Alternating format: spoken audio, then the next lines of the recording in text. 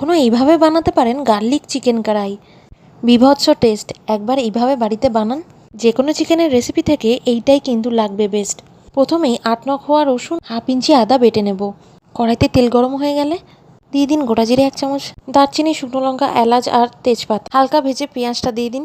পেঁয়াজটা নরম হয়ে যাওয়া অবধি ভাজুন। তারপর 800 গ্রাম চিকেনটা দিয়ে দিন। এবার হাই ফ্লেমে চিকেনটাকে কষিয়ে ঢাকা দিয়ে দিন। এবার ঢাকা তুললে দেখবেন অনেক জল বেরিয়েছে।